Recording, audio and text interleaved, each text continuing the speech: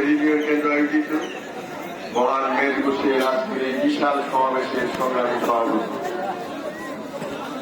ভোরবেলা মনে করেছিলাম যে আজকে যে বৃষ্টি হয়েছে তাতে সমাবেশ হয় কিনা সন্দেহ। এখন দেখছি আন্দোলন চত্বর লালে লাল হয়ে গিয়েছে, হাজার হাজার শ্রমিকের সমাবেশে আজকে পরিণত হয়েছে। আমাদের এই বিশাল সমাবেশ প্রমাণ করে বাংলাদেশের ময়মনসিংহের শ্রমিকরা ঐক্যবদ্ধ।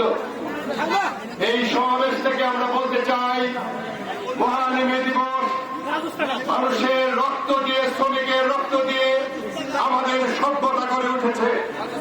শ্রমিকের রক্ত এবং ঘামের মধ্য দিয়ে এই সমাবেশ থেকে আমরা এইটুকু বলতে চাই, ময়মনসিংহ জেলায় আমাদের বিভিন্ন সেক্টরের শ্রমিক, বিভিন্ন কর্মচারী যারা কাজ করছেন, আমরা পরিষ্কারভাবে বলতে চাই, শ্রমিকের উপর কোন ধরনের নির্যাতন আমরা করতে দেব না।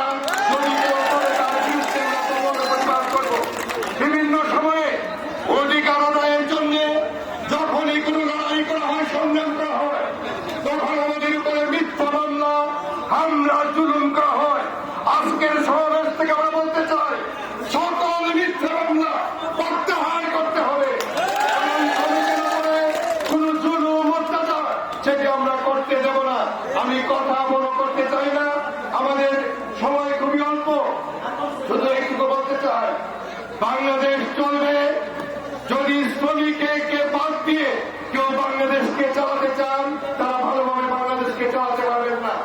শ্রমিকের ন্যায্য অধিকার, ন্যায্য দাবি সেটি মানতে হবে এবং তার মাধ্যমেই বাংলাদেশ এগিয়ে যাবে। এই কথা বলে আগামী দিনে যে আমাদের সংগ্রাম, সেই সংগ্রামে আপনারা সকলেই ঐক্যবদ্ধ থাকবেন। বাংলাদেশ হবে শ্রমিকের বাংলাদেশ।